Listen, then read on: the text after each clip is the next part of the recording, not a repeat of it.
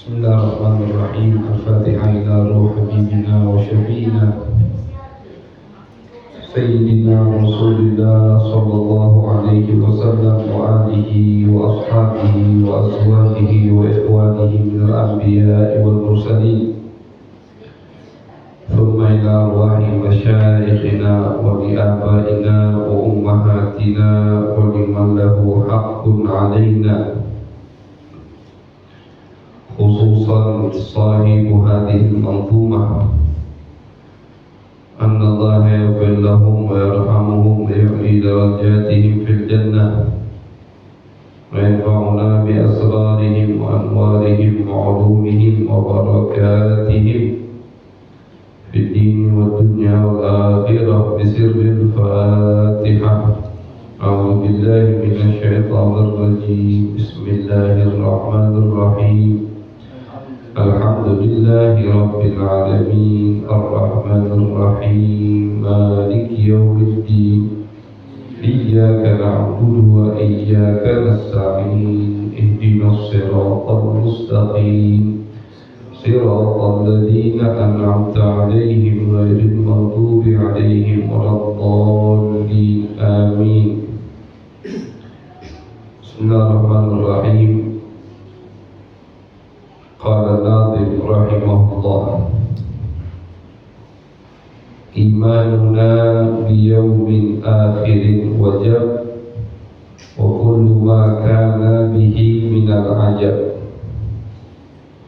إيماننا بيوم آخر وجب وكل ما كان به من العجب. Alhamdulillah, puji syukur kehadirat Allah Subhanahu wa Ta'ala. Salawat dan salam kita haturkan kepada baginda besar Nabi Muhammad sallallahu alaihi wasallam. Ma'asyiral hadirin wal hadirat jamaah yang dirahmati oleh Allah, menyambung daripada kajian aqidah atau tauhid, yang mana kita berada di bab yang menerangkan daripada termasuk kewajiban setiap seorang mukmin yang mukallaf itu adalah iman kepada hari akhir. Imanuna biyaumin akhirin wajib. Iman dengan apa yang akan terjadi di hari akhir. Iman bahwasanya ada hari kebangkitan itu wajib, dan iman dengan apa-apa yang akan terjadi di hari kebangkitan itu juga wajib. Iman kita akan dibangkitkan oleh Allah Subhanahu wa Ta'ala, termasuk adalah dakwah risalah yang pertama disebarkan oleh baginda Nabi besar Muhammad sallallahu alaihi wasallam. Nabi itu selama di Mekah dakwahnya mengajak orang-orang yang ada di Mekah, musyrikin Mekah, untuk percaya dengan hari kebangkitan. Mereka tidak percaya dengan hari kebangkitan. Mereka berkeyakinan ketika manusia meninggal dunia maka sudah selesai, tidak ada hari kebangkitan. Itu yang didakwai, yang diajak terus getol oleh Nabi besar Muhammad SAW, sampai terjadi berkali-kali perdebatan, adu argumen antara Nabi dengan musyrikin Makkah. Salah satunya yang Allah ceritakan di surat Yasin, bahwasanya ada orang musyrik yang bernama Al-As bin Wa'il. Dia ngajak Nabi debat. Dia bawa tulang yang sudah hampir hancur, jadi dia gali kuburan. Sama As bin Wa'il ini dicari kuburan yang lama, yang tinggal tulang-tulang. dibawa sama diambil, dikasih atau diletakkan di depan Nabi Muhammad SAW. Qul man yuhyiha wa hiya ramim. Allah ceritakan di dalam Al-Quran di surat Yasin, wahai Muhammad, kata As bin Wa'il, siapa yang bisa membangkitkan manusia wahya ramim, ketika dia sudah menjadi tulang yang hancur sampai diremek, tulang tadi tulang udah hancur. Siapa yang bisa membangkitkan? Dan masuk akal bisa tercipta makhluk dari tulang yang udah hancur ini. Kalau makhluk tercipta dari sperma, itu mereka menerimanya. Artinya makhluk pertama kali atau sebelum dilahirkan, manusia itu kan tercipta dari sperma bapaknya, pindah ke rahim ibunya. Itu mereka menerima, masuk akal. Sperma cairan yang hidup macam-macam menurut ilmu kedokteran yang dulu sudah mereka pahami. Itu masuk akal kata mereka. Karena memang sperma itu sel-sel yang hidup kan gitu, sel hidup. Tapi ketika udah jadi manusia, kemudian manusia ini besar, tua, meninggal, masuk ke kuburan, habis digerogoti oleh belatung, tinggal tulang belulang dengan panasnya tanah yang ada di bawah, tulangnya pun hancur. Dari hancuran tulang ini, bagaimana bisa ada manusia lagi? Hancur. Yang membuat mereka tidak percaya dengan hari kebangkitan. Oke, dia bawa betulan di depan Nabi, tulang yang hancur. Qul man yuhyiha wa hiya ramim. Katakan wahai Muhammad, siapa yang bisa menghidupkan ini ketika dia udah jadi tulang dulu? Dijawab sama Allah, Qul yuhyiha alladhi ansha'aha awwala marrah wa huwa bikulli khalqin alim. Jawab wahai Muhammad, yang membangkitkan, yang akan menciptakan dari situ manusia, yang menciptakan manusia itu pertama kali. Sebelum dia jadi tulang yang hancur, bentuk tubuh manusia yang sempurna, siapa yang menciptakannya? Allah. Maka Allah mampu untuk menciptakannya dari apapun, dari bentuk manapun, mau dia tulang, mau dia hancur. Tidak mesti ada tulang. Kalau yang hancur lebur, seperti yang dibakar itu keramas, biasa kalau ada dibakar. Dan terjadi di zaman sebelum zaman Nabi Muhammad. Nabi ceritakan, kata Nabi, ada orang ahli maksiat. Dia ini tidak pernah beramal baik, tapi pas mau meninggal takut sama Allah. Akhirnya dia wasiat ke ahli warisnya, kalau aku meninggal bakar tubuhku. Sudah tubuhku dibakar, taburkan debunya ke lautan. Dengan pikiran dia bisa lari dari Allah. Kalau cara baca itu, ini cerita diriwayatkan oleh Imam Malik dalam kitab hadis beliau yang berjudul Al-Muwatta. Hadisnya sahih. Akhirnya kata Nabi, ketika hari kebangkitan, Allah perintahkan angin, laut untuk mengumpulkan debu dari mayit si orang tadi. Kumpul semua, jadi lagi berdiri di hadapan Allah. Kata Allah, kenapa kau lakukan itu semua? Qal khaufan min adabi. Aku takut dari azabmu ya Allah. Kalau begitu aku dimaafkan sama Allah. Jadi dibangkitkannya pun Allah tidak butuh dari tulang, mau dari apa.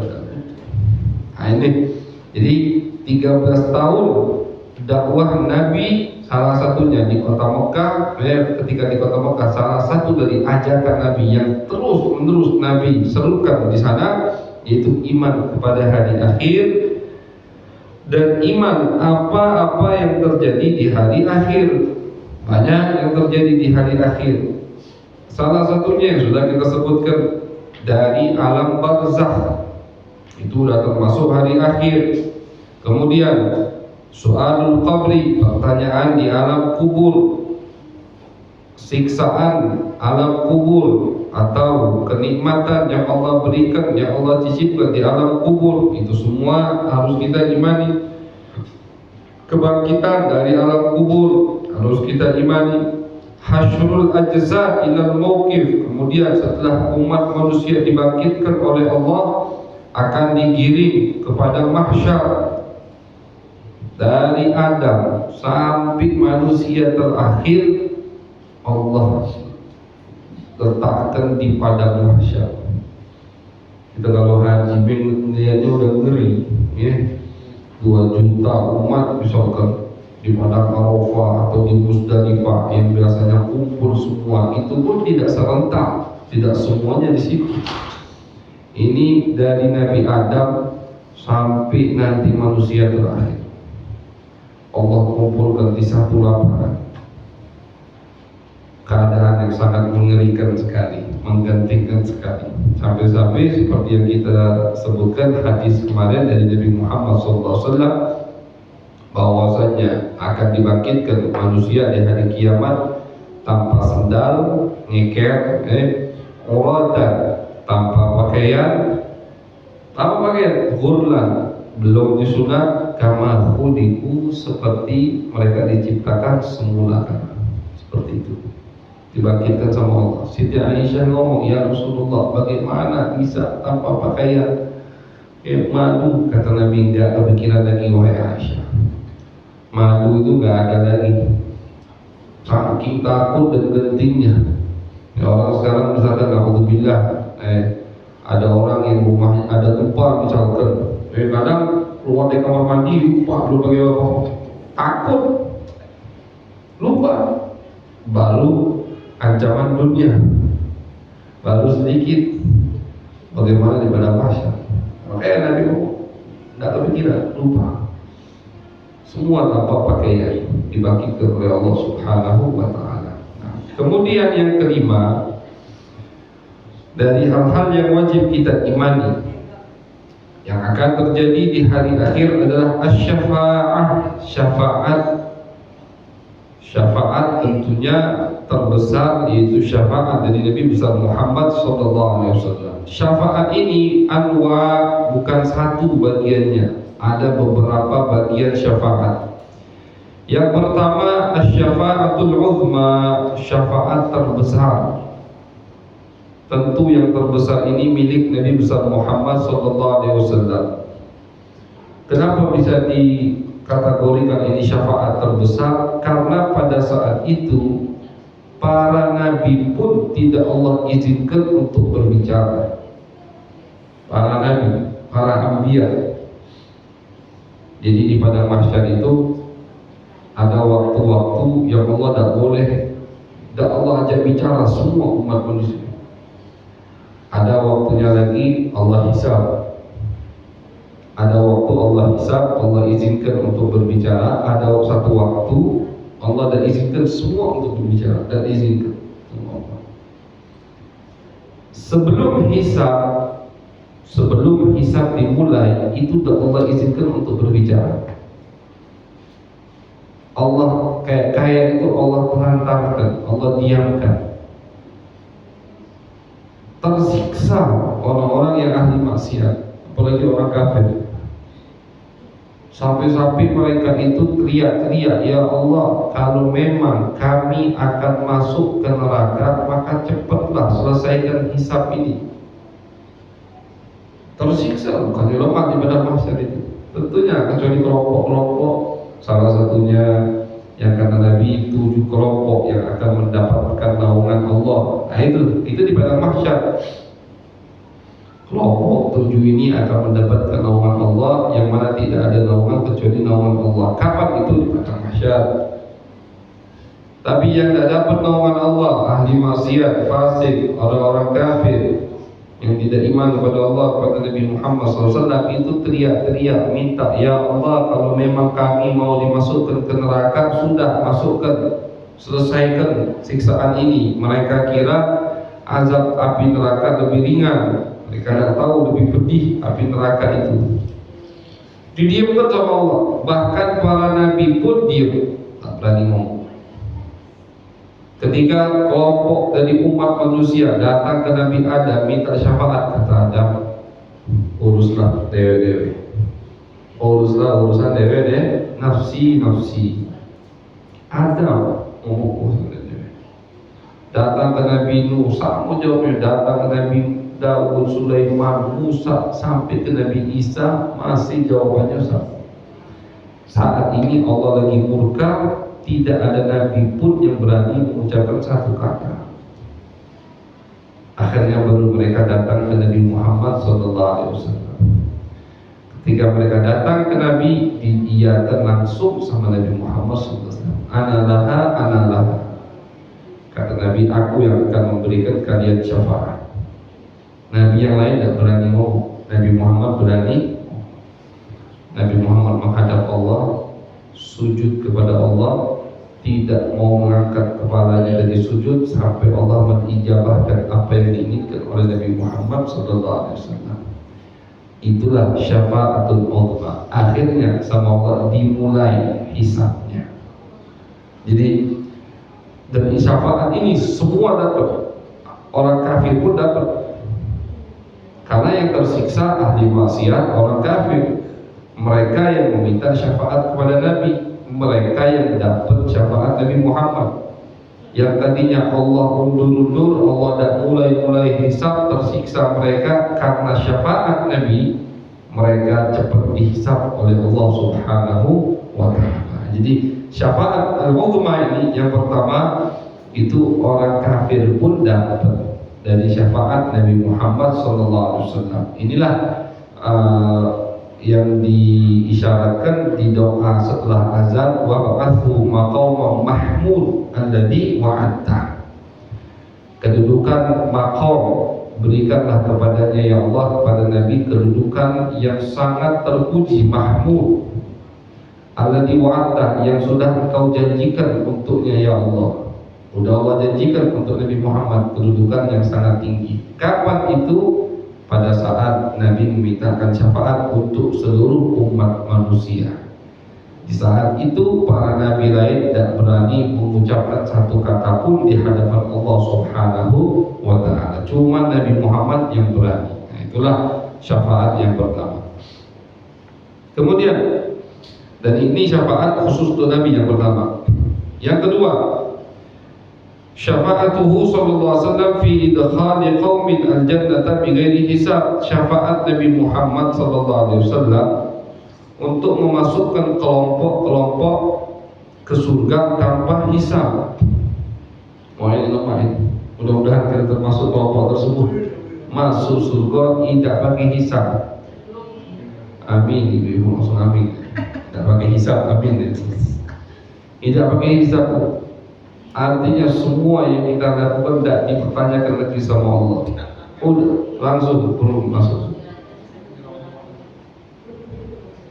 Thuluthun yadkhuluna jannata bighairi hisab. Kata Nabi, sepertiga dari umatku masuk surga tanpa hisab.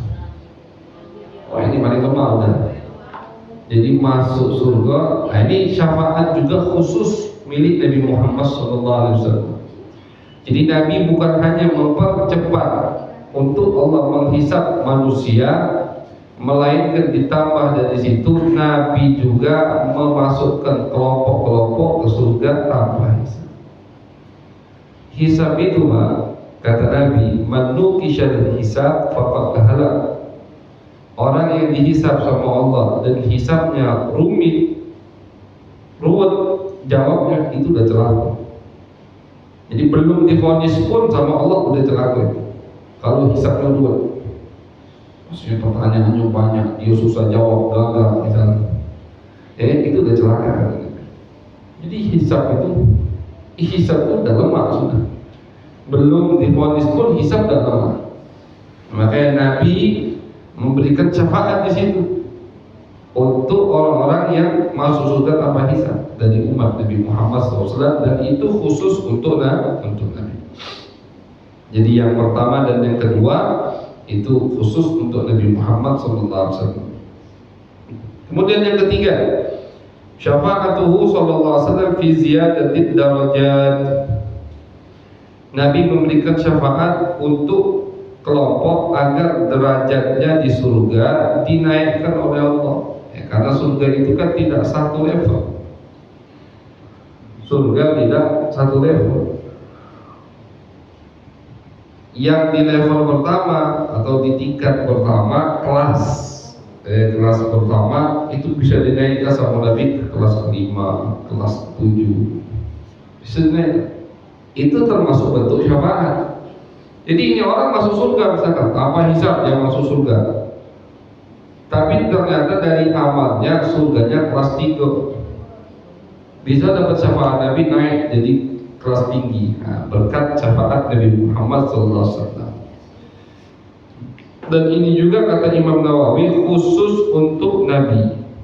Jadi 3 syafaat itu khusus untuk Nabi Muhammad SAW. Nah, makanya kenapa ulama Nabi pun menganjurkan kita untuk banyak sholawat, biar kita dapat ini, biar kita dapat syafaat Nabi Muhammad SAW. Nabi banyak menganjurkan kita, ayo sholawat, bukan Nabi pengen banyak dipuji oleh kita. Nabi tidak butuh pujian kita, tidak butuh sholawat kita. Tapi Nabi menyuruh, menganjurkan, mengajak kita untuk selalu bersalawat kepada beliau, karena beliau tahu orang yang banyak salawat dapat semua ini. Masuk tanpa hisab surga. Kemudian di surga derajatnya bisa naik di samping Nabi, di surganya Nabi. Dengan apa? Dengan banyak salawat. Makanya dianjurkan terus untuk perbanyak salawat. Kemudian yang keempat, asy-syafa'atu fi man istahaqqa dukhulan nar alla yadkhulaha. Syafaat yang keempat adalah syafaat untuk orang yang sudah divonis oleh Allah masuk ke neraka, kemudian tidak jadi masuk ke neraka. Udah ketuk palu istilahnya, dia masuk neraka dulu. Berarti dia ini muslim, mukmin, cuman banyak maksiat. Kalau orang kafir kan tidak bisa. Orang kafir itu cuma dapat bagian yang pertama syafaatnya, cepat dihisab. Ya habis itu neraka, udah neraka kekal abadi khalidina fiha. Tidak bisa dikurangi, tidak bisa. Jadi ini mukmin, cuma dia ahli maksiat, dosanya lebih banyak daripada amal ibadahnya. Sehingga apa? Sehingga harus dimasukkan ke neraka dulu untuk dicuci. Masuk ke neraka misalnya, divonis sama Allah udah digeret, tapi dapat syafaat dari Muhammad sallallahu alaihi wasallam dan jadi masuk. Diriwayatkan ada satu orang dalam hadis dia ini banyak maksiat kata Nabi, sudah divonis masuk neraka, ketuk palu udah masuk, udah digeret sama malaikat. Ketika mau digeret sama malaikat, datang satu orang ini ngomong, "Entar dulu malaikat, aku mau meletakkan kartu ini dulu, ketimbangannya, mizannya." Ini tak kartu tadi, timbangan bagian kanan, bagian amal baik. Yang tadinya beratnya bagian kiri, maksiat, enteng bagian amal baiknya. Ketika kartu ini diletakkan, kembali amal baik, timbangan amal baiknya itu langsung berat, amal jeleknya enteng. Kata Allah, ya sudah, kalau begini masukkan dia ke surga. Pas dia nak masuk ke surga, dia panggil tadi, siapa kamu? Tidak kenal, tidak tanya itu Nabi Muhammad SAW. Aku Nabi. Dan yang tadi aku letakkan kartu itu adalah sholawatmu yang sering kau baca dulu di dunia. Disimpan sama Nabi Muhammad SAW, diletakkan untuk memberikannya syafaat agar tidak jadi masuk ke neraka. Padahal sudah divonis sama Allah masuk ke neraka. Dengan sholawat selamatkan sama Nabi Muhammad SAW. Jadi Nabi itu ngasih kita biar selamat, tips biar kita selamat. Banyak sholawat, jadi aku gampang mendapatkan kamu. Maka itu, ikuti sunnahku, aku gampang mendapatkan kamu. Cepat, maksudnya begitu kata Nabi. Kayak perbanyak sholawat, ya, pada Nabi Muhammad SAW.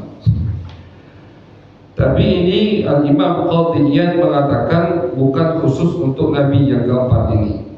Jadi ada juga nabi-nabi yang lain bisa menyelamatkan orang yang sudah divonis sama Allah untuk masuk ke neraka dan jadi masuk neraka. Bisa diselamatkan oleh nabi-nabi yang lain. Kemudian yang kelima, syafaat yang kelima yang terakhir adalah asy-syafa'atu fi ikhraji qaumin minan nar. Syafaat untuk mengeluarkan kelompok dari api neraka. Kalau tadi yang keempat baru divonis, belum masuk. Yang kelima inilah masuk. Hanya belum ke dalam api neraka. Jadi Nabi itu tidak putus asa walaupun umatnya sudah masuk ke neraka. Tidak, sudah masuk. Berarti tunggu urusan Allah yang ini belum masuk. Tidak. Nabi dekati api neraka. Nabi datangi. Nabi cari mana dari umat beliau yang mukmin, yang cinta dalam hatinya kepada Nabi Muhammad SAW, diselamatkan sama Nabi. Sampai-sampai diriwayatkan malaikat Malik. Malaikat Malik ini malaikat yang jaga api neraka. Diciptakan sama Allah, malaikat Malik ini tidak pernah senyum. Sampai-sampai kata ulama, dengan melihat mukanya saja itu wong kafir, wong maksiat udah tersiksa. Dengan nyingok lainnya udah tersiksa, belum disiksanya. Baru nyingok lainnya memang diciptakan sama Allah dengan yang seram, tak pernah senyum. Pas ketemu Nabi di Isra Mi'raj minta maaf, ya Rasulullah, aku ini memang tidak bisa senyum. Bukannya udah galak senyum ke Nabi. Kalau aku diberikan kesempatan satu kali untuk tersenyum, akan aku gunakan ketika berada di hadapanmu ya Rasulullah. Tapi kan pasti Isra Mi'raj mampir ke neraka, mampir ke surga, keliling. Ketemu malaikat Malik. Memang aku diciptakan ya Rasulullah, dia kasih senyum. Kalau ada satu kali kesempatan untuk bersenyum, pasti aku akan gunakan untuk senyum di hadapan. Sombong. Jadi kata ulama diriwayatkan, kafir ahli maksiat dengan melihatnya saja sudah tersiksa. Dengan melihat malaikat Malik, penjaga api neraka. Nabi datang ke situ untuk memberikan syafaat. Yang sudah masuk ke api neraka pun tetap diselamatkan sama Nabi. Sampai-sampai malaikat Malik mengatakan kepada Nabi, ya Rasulullah, ma tarakta li ghadabi rabbika min ghadabi rabbika li ummatika syai'. Kau tidak ninggalkan lagi kemurkaan Allah untuk umatmu. Selesai, kata malaikat. Kau selamatkan kalau umatmu wahai Rasulullah.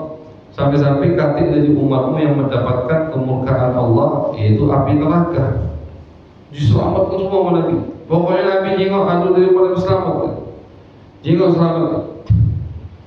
Sampai-sampai di riwayat lain, Allah memerintahkan malaikat ketika ingin mengazab satu orang, memang dia ini kejinian harus dimasukkan ke neraka, masukkan ke Allah tanpa dilihat oleh Muhammad. Jangan sampai dilihat oleh Nabi. Karena Allah pengen memang ini harus, karena Allah itu kalau Nabi minta, Allah tidak pasti ditolak sama Allah. Semua yang diinginkan oleh Nabi diberikan sama Allah.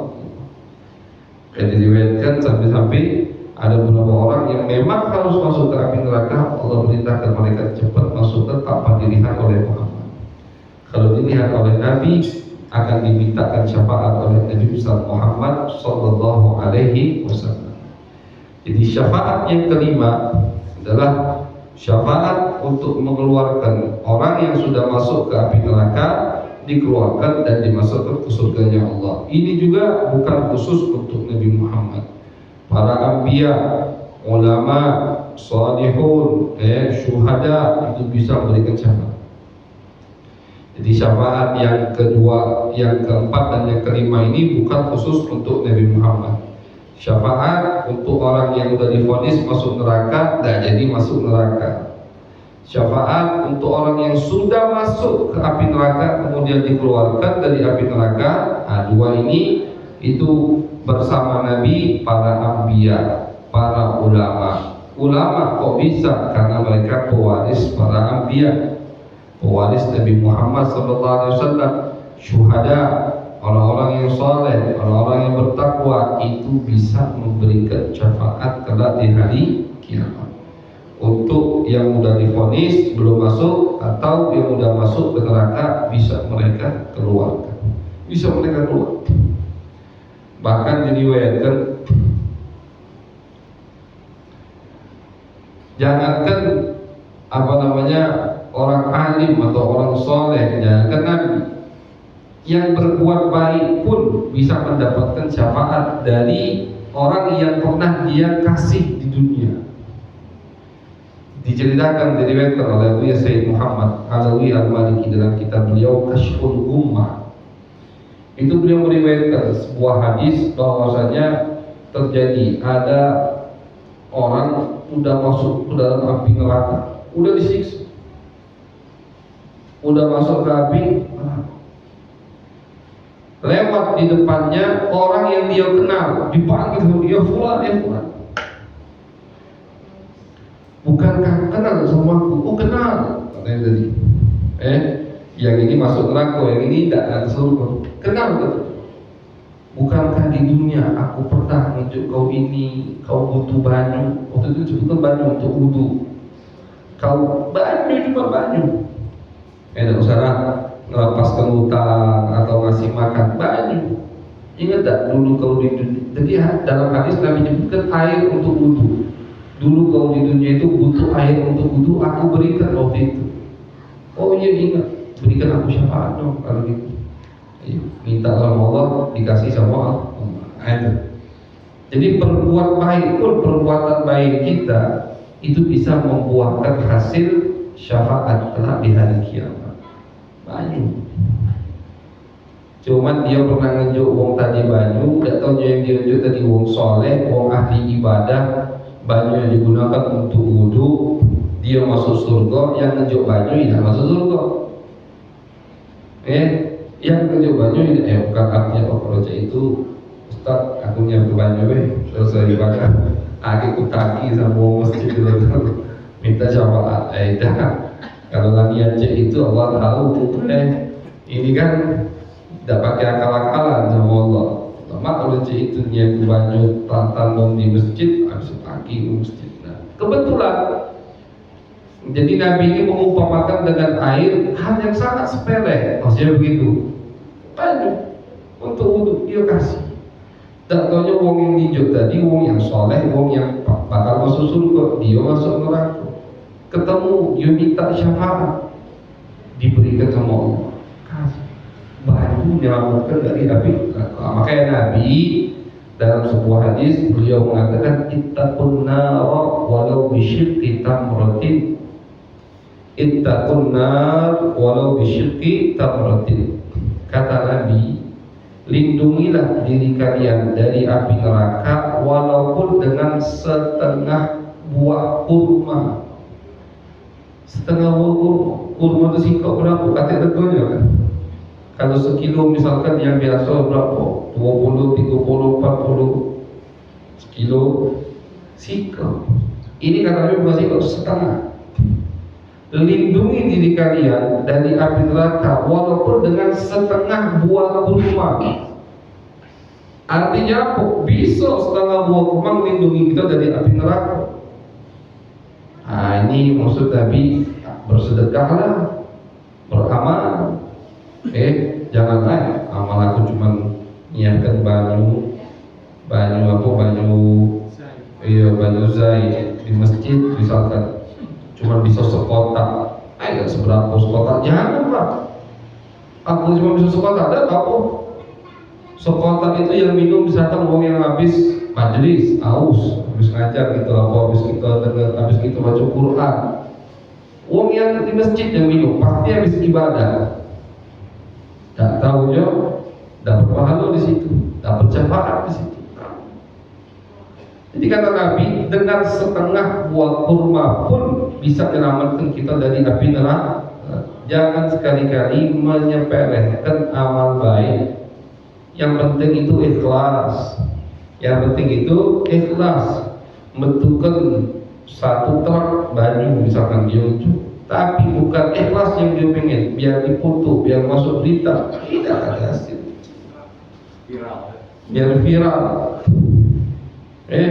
Tapi ada orang satu dus cuma dia bisa ikhlas hatinya untuk Allah, untuk orang ahli ibadah di masjid, untuk aktivitas masjid, kalah yang segitu. Makanya kata Nabi, terkadang 1 dirham itu mengalahkan 1000 dirham. Sabaqa dirhamun alfa dirhamin. 1 dirham mengalahkan 1000 dirham. Kenapa? Niat beda. Yang 1000 dirham niatnya macam-macam, jelek semua. Yang 1 dirham niatnya tulus untuk Allah Subhanahu wa ta'ala. Jadi jangan nyepelekan amal baik. Jangan nyepelekan infak, sedekah. Jangan. Kita bisa hari ini masuk ke celengan 5.000, masuk 5.000. Bisa 2.000, 1.000 masuk. Tapi 1.000 yang kita masukkan kalau ikhlas, itu diriwayatkan di hadis lain kata Nabi, Allah akan kembang biakkan sehingga jadi sampai 1 triliun misalnya. Kata Nabi, ada orang yang dihisab sama Allah, pas dia lihat amalnya sedekah sebesar gunung Uhud. Tidak pernah aku sedekah sebanyak ini. Bingung dia. Tidak pernah ya Allah aku sedekah seberat gunung Uhud, dirham, emas, perak. Kata Allah, memang kau tidak sebanyak ini sedekah. Kau cuma sedekah 1 dirham. Tapi ikhlas akhirnya dikembang biarkan sama Allah, dikelola sama Allah. 1 dirham ini pas dihisab jadi sebesar gunung Uhud. 1 botol air ikhlas bisa jadi samudra kelak di hari kiamat. Asal ikhlas. Yang penting itu ikhlas dari hati. Memang niatnya ingin bersedekah di jalan Allah. Jadi yang kelima adalah pemberian syafaat untuk umat, untuk kaum yang sudah divonis masuk ke dalam api neraka, kemudian dikeluarkan oleh Allah berkat orang tersebut. Nabi atau nabi yang lain, para aulia, para ulama, para sholihun, muttaqun, orang-orang yang bertakwa, semua bisa memberikan syafaat kelak di hari kiamat. Mudah-mudahan kita mendapatkan syafaat Nabi besar Muhammad sallallahu alaihi wasallam kelak di hari kiamat, sehingga insya Allah masuk surganya Allah tanpa hisab, dan kita di surga bersama Nabi besar Muhammad sallallahu alaihi wasallam. Amin ya rabbal alamin. Allahumma hadina bil ilmi wa zayyidna bil hilmi wa akrimna bit taqwa wa jammilna bil afiyah. Wa sallallahu ala sayyidina Muhammadin wa ala alihi wa sahbihi wa baraka wa sallam. Walhamdulillahi rabbil alamin.